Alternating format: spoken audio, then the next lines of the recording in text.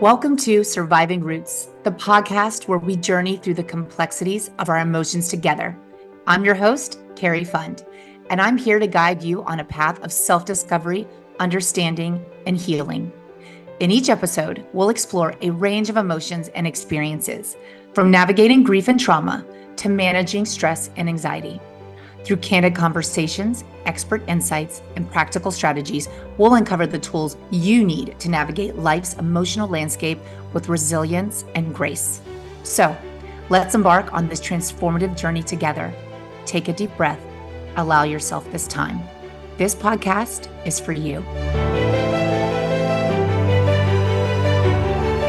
Welcome, everyone. Today, I could not be more excited to introduce my very first guest, Richelle Fredson.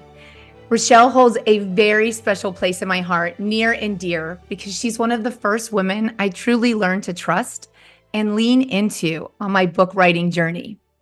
Richelle Fredson is a renowned book publishing consultant and known as the six-figure book deal coach.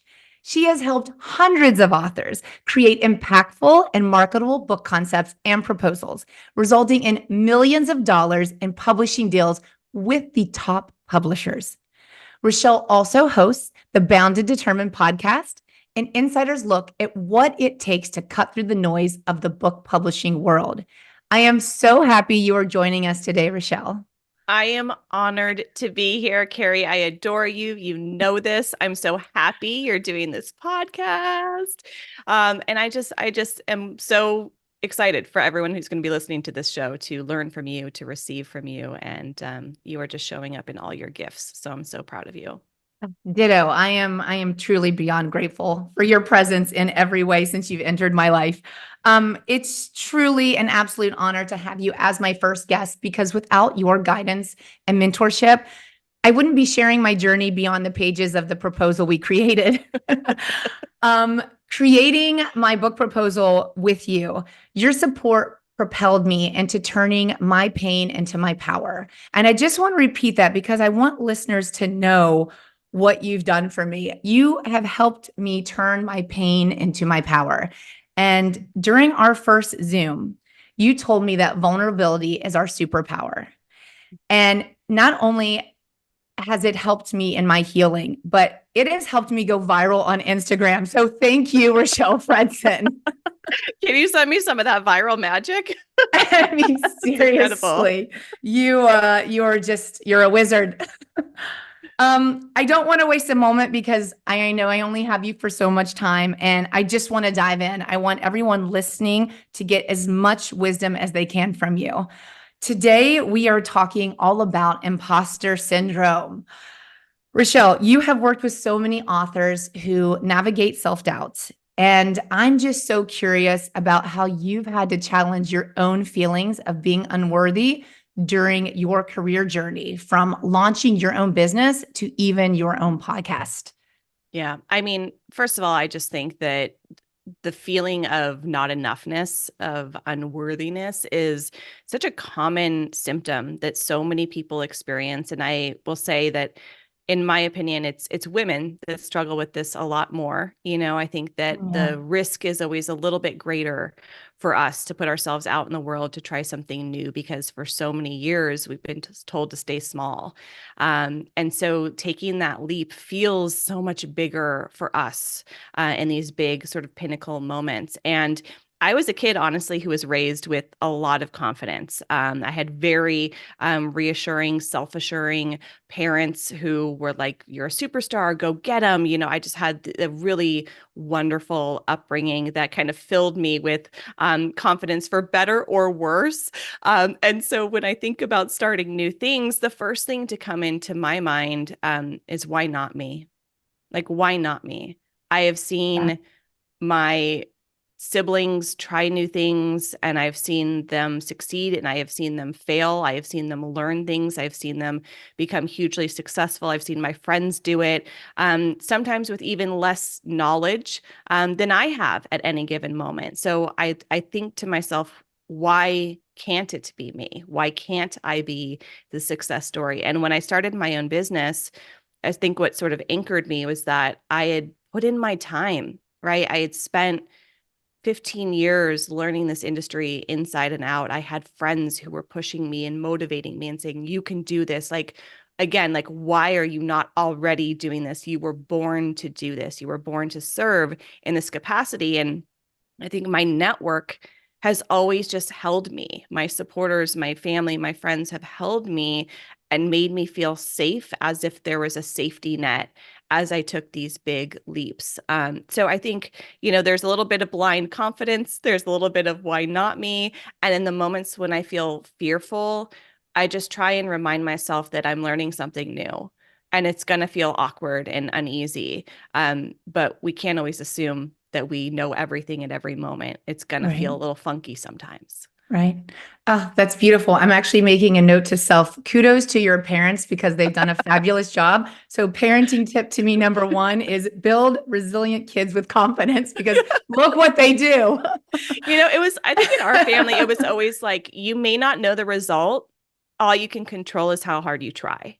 Oh, I love And like, I used to start and quit things like nobody's business when I was a kid, that. piano, soccer, volleyball, softball, every instrument you could think of. And I never felt sort of shamed or upset about saying, I don't think this is for me. Like, I'm glad I tried, but I don't think it's for me. In my household, we do something called a no thank you bite, which Mhm. means we don't say we don't like something without trying it and deciding for ourselves and kind of sitting with it and then saying, oh, okay, no thank you, like no more. So I think we have to play, we have to take risk, we have to try, or else we don't know whether we're going Right. to like something or be good at it. Like, who are we to count ourselves out and decide for, that it's not meant for us without ever putting a foot in the race? So, That's so true. That's so true. Um, you mentioned like your upbringing. You represent such a diverse group of clients, and everyone is so different. And self doubt seems to be a common thing that we all share.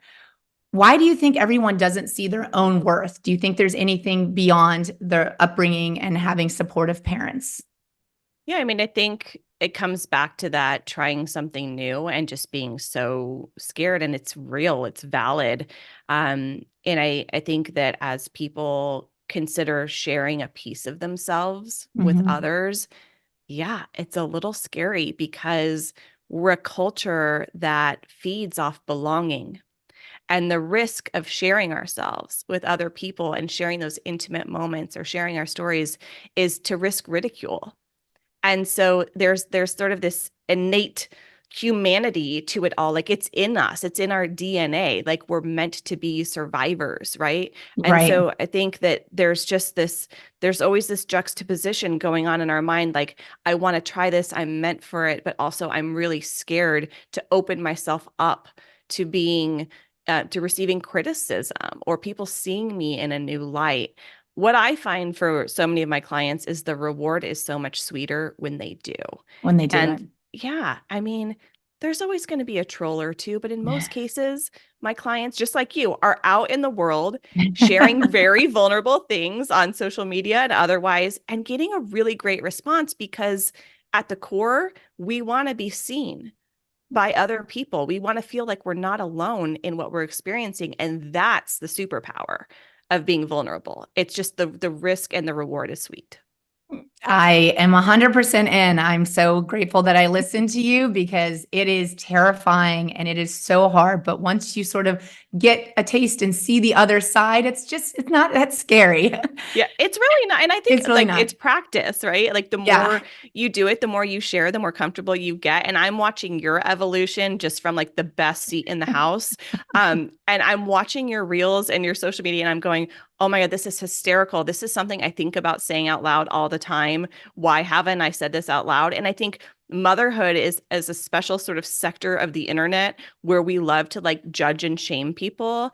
And I Yes. think that you're really removing that for people because I grew up with great parents. Not everyone did, right? And there is this opportunity to realize that their story is not ours and we get to change the narrative. And that's what you're helping people do. And it's just so beautiful to watch. Oh, well, thank you. I sort of don't know if I keep going forward and I'm like, maybe we should back up a little bit, but it's like the door Do closed not behind back me up.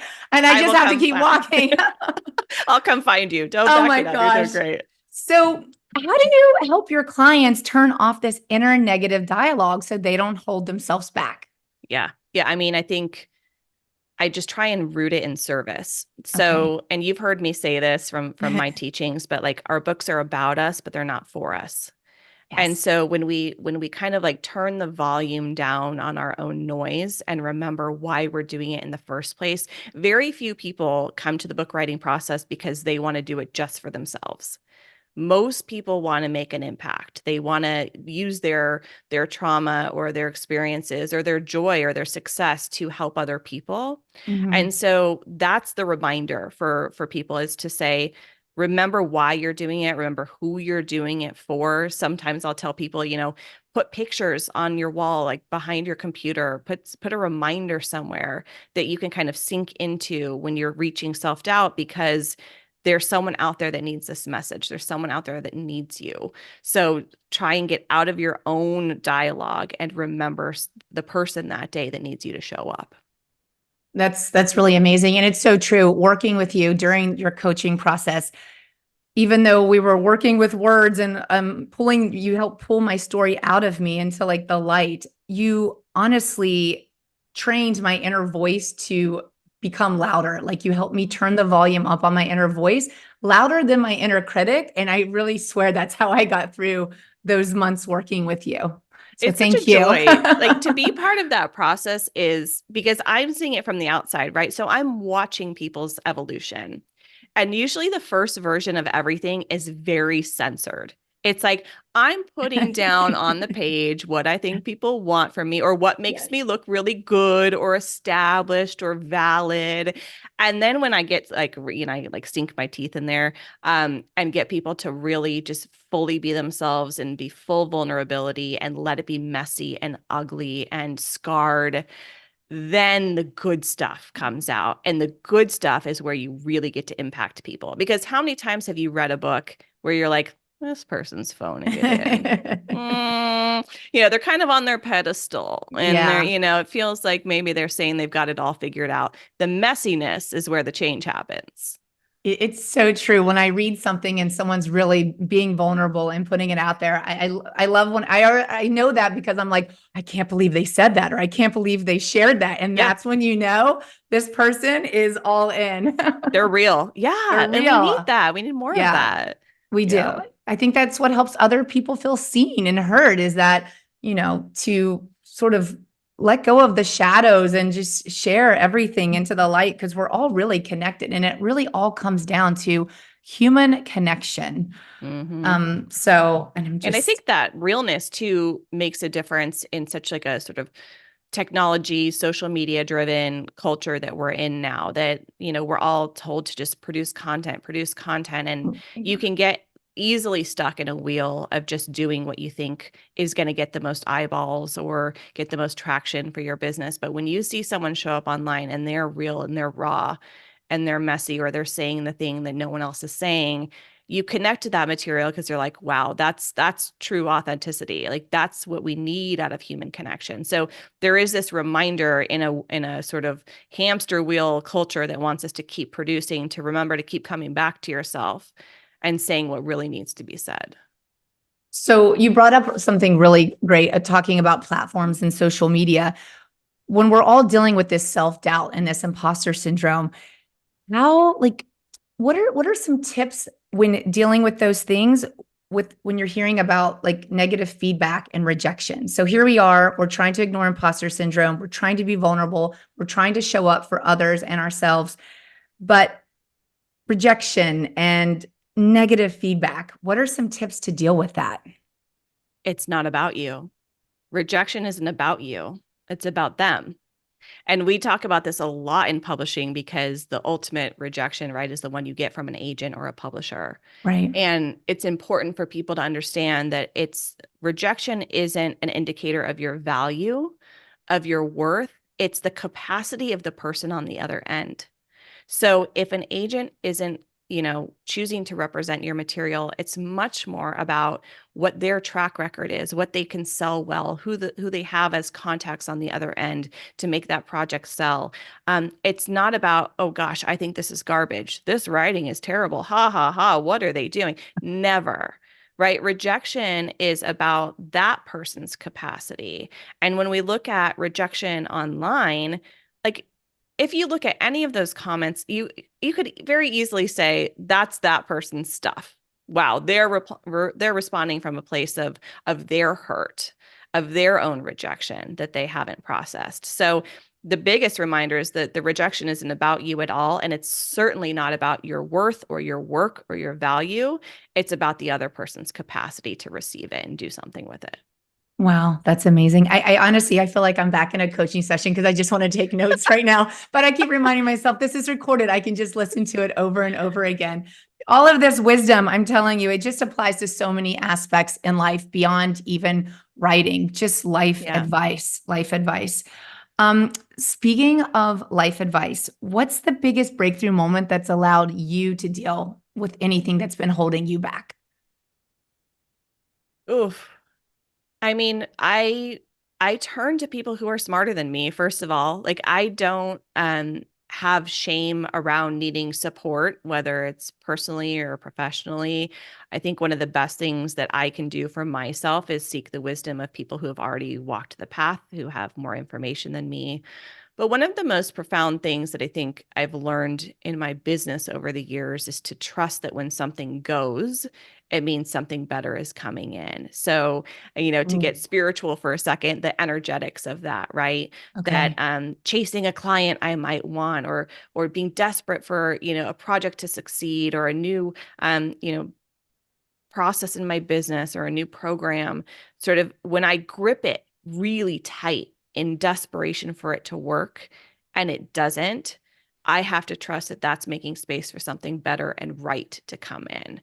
So I think, a lot of people who may be listening to this, who may be coaches or starting their business or entrepreneurs, that feeling of losing something that you really wanted. Mhm. But I would bet that if you looked at what happened after that, something good and right came in for you. So that's what I really hold on to in my business, especially is like, how do I how do I not grip so hard? How do I let things flow, trusting that the right things are coming to me? And I've seen it proven over Right. and over again. And it's just a reminder I have to put in place for myself to say, okay, we're in that moment again. Stop gripping.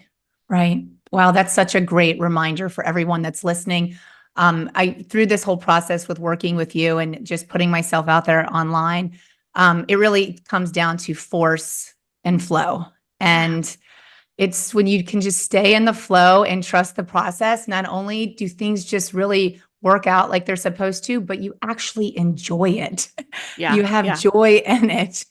Whenever I try and force anything, and let's use social media as that example, I don't sound like myself. Right. I sound like how I think I should sound, or I'm trying to prove myself. When I'm just in flow, I am having a good time. And that comes Yeah. through in what I'm creating. It comes through with how I show up on Zoom calls with my clients or how I'm promoting something. Like if I let joy be the driver, Yeah. then I'm really showing up as my real self. That's amazing. Oh, I love that. And also, rejection is sort of redirection. So as I'm going through this process and things like that with submitting to agents or even writing, like I have learned through working with you, and it also applies beyond this, just life in general, whether it's friendships or parenting, like rejection is redirection. So Yeah. find Yeah. another way. Yeah. And I think it's so natural to sort of want to sit in that emotion and let it be the reason you stop. Cause I think we're always looking for a reason because Right. that's the comfort zone, right? Oh, well, we tried. I guess it wasn't for us. Let's Yeah. find the next thing, right? It takes courage and bravery to sit in that funkiness Yeah. and keep going. And I think, I've been doing this long enough to say, I was on a podcast the other day and someone had asked me like what's it like watching so many people move through this process, and I think what I never have is doubt Oh, because I have seen it work out in so many incredible and miraculous ways years after someone begins, even because my belief is that we're just waiting for the right aligned partner to bring this book into the world. And I've seen that proven to me over and over again. we impose on ourselves a timeline in which we Right. want this to happen. That is just not how it works. Like, so there's surrender that comes into this. And so I just love reminding people of that. Oh, I love that. And surrender. Everyone listening, remember that word. Feel it. Surrender. It really is about flow and surrendering and vulnerability. Um, Not easy, not Not easy, easy. but Not it's a easy. practice. Yeah. Speaking of not easy, you have, I'm just going to toot your horn because you you don't toot your horn enough. I don't think I even knew this about you, even after I had worked with you for like a month or two. But you've worked with some of the biggest therapists, doctors, coaches, and experts in the world. After some of your coaching with them, like you must have been able to walk away with these genius life shifting advice. You don't have to mention names. I'd like you to, but you don't have to mention names.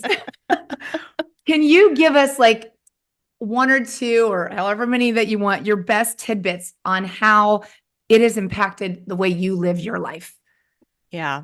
I mean, you'd think I'd be 100% healed as a human after receiving all of this advice for so many years. But I think, if I were to sort of bring it all down the funnel and into how it's all connected, the advice that really sticks for me is the advice that reminds me to self-prioritize, because that's not my nature. My nature is to go and to give it all to other people because I love it so much. So the biggest lesson from, therapists, healers, spiritual practitioners, leadership coaches, everybody has been to remember to fill my own cup. And that sounds so basic, but if I'll give you a very specific example. Okay. I hold a lot of people's stories all day. I hold a lot of space and trauma and heavy things for people in the sessions that I do. I have to have a transition for myself at the end of the day so that I don't bring that heaviness into my home life, my family life. Wow. When I used to work in an office, that transition would be my commute home. You kind of shut it off. You listen to a podcast, you listen to some music, you drive, you get on the subway, what have you. Ever since I've been working from home, I have found that practice to be so much more needed and instrumental, to take a minute to myself, to either shower, to change my clothes, even to just sit here and listen to some music, right? Not like answering Right. emails, not being in the work, but taking a time to decompress and settle myself before I move into other areas of my day. And so it doesn't matter if I'm working with a therapist or a health coach, or like I said, like some of the biggest business leaders. I work with editors and chiefs of magazines. Like everything comes back to how do we self-regulate so that we can be better in all aspects of our life. So self-regulation and that transition time has been the best way for me to show up as a boss, as a mom, as a wife. And that, I will tell you, is a continued practice. I'm not nailing it every day, but the days that I do, I am so much better for it. Wow. Thank you for sharing that. I mean, why is it self care? Why is self care so hard for especially women and mothers? Because you have even less time to Yeah. prioritize yourself, especially without the guilt. This past year, I've really learned that you can love yourself. I can love myself, and it doesn't take away the love that I have for my kids. Uh-huh. Yep. Because our, kids want a happy mom, Yeah. and self-care really plays into all of that. And for me, Um, the second I call it self-care, I'm not doing it. yeah, that's a That's better why word. I call it a transition, right? Transition. And Okay. the reason why it's shifting gear. I picture myself in a car and like doing a downshift. Like that's what I need. And the reason that I like to call it a transition too is it encompasses setting a boundary. Right. So it's a boundary between my work and my life. It's a boundary between how I want to show up in front of other people and taking a moment to myself. It's self-regulation. It's so many of like the buzzwords you've heard kind Right. of mushed into one thing. So having that transition, because we're just going so fast all the time. Yeah. it's just like Nonstop. I have a friend who runs a significant business, and she taught me her transition. And that's why I've adopted this one as well, is she will shower, she will put on her PJs, and then she'll go make dinner. So anytime you see her on Instagram making dinner, she's in her PJs. I'm like, I kind of love that. It's Ooh. really is, yeah, we could call it self-care, but to me, it's more than that. It is me sort of setting a boundary of my day. It's regulating my nervous system. It's taking a moment to just like shed before I step into the next big role, right? And it's a luxury, it's a privilege to be able to take that space and time when I do it. But it's also necessary. So, It is necessary. And I'm going to start using the word transition because I think when people hear self care, women, especially mothers, start to hear selfish instead of yep, transition. yep. And I'm also going to cook dinner tonight. I'm going to come home from the tennis and the pickup and the daily grind. And I'm going to give myself those 10 or 15 minutes to shower and put on my pajamas before I start dinner Yeah, routine. So yeah, thank you so a much. hundred It already percent. feels luxurious. I know, doesn't it? Just Oh thinking about it. my I do gosh. remember this moment like decades ago. This is another thing I still use to this day. It's like a moment in time that was so brief and so fleeting, but like it's stuck. It's stuck in my head. I was working an event with Cheryl Richardson, who's the queen of course, self-care and, really self-prioritizing. Um, and I was telling her about how I was reading this novel and I just couldn't get into it. And all my friends were so into it. And I couldn't get through it. She goes, well, put it down and read something else. I felt like I have to finish this. I have to suffer and I have to Yeah. finish this book, even though it's not for me and I don't like it. And she was just so simply like, so put it down and read something else. Like you don't have to finish this thing that you Oh don't like my to do gosh. because everyone else likes it. And every time I pick up a book and I'm like on chapter 4 and I'm like, oh no, I can't get into it. I'm like, Cheryl's in my head, like, put it down, read something else. So you will actually find me reading like multiple fiction books at one time, depending on my mood Oh my or like gosh. or like what moment I want to be in. So Right, I've got three right. going right now. So it's like also permission to like do it your way, right? You Yeah. don't have to like love and follow through with what everyone else is doing. Do what you want to do. That's where the joy comes in that you mentioned, like Yeah. enjoying the process. So, Yeah. and if you're picking up a book for some transition time, it should be reading in the flow, not forcing yourself to even read a book That's to right. Because escape. I read fiction to like decompress, right? To Yeah. like just to enjoy it. Because if I'm reading a nonfiction book, I'm assessing it. Right. I'm like Oh I yeah. I see the patterns and how the material is presented. So I read like nonfiction very different than the average bear might. And to me, that's still my work brain. So when I Right. read fiction, something juicy, even if it's like cheesy and terrible or whatever, um, I'm just looking to have a good time. I'm looking to be entertained. And so it's like, if it's not entertaining me, why am I forcing myself to read this? But she was just so fun. It was just so like matter of fact. Like, I was having dinner with Louise Hay one time and we were having dessert. She would very rarely order her own, but she would nibble on everyone else's. The same way that my mom goes, I don't eat French fries, but she will eat everyone else's. I love Um, that. and I said, this is to die for. And she goes, no, dear, it's to live for. And it's Oh, like that one moment in time, just like that memory sticks in my head. Like we are meant to experience joy. It is why we are here. So if you're wow. not experiencing that, or if you're reframing it, it's like this is limited. This is all I have. That's Right. all you'll have, right? So I love this idea of just leaning into the joy, leaning into what feels good, being present in that joy, offering Right. yourself that transition to, move through your day and get back into center. It's just been really powerful for me.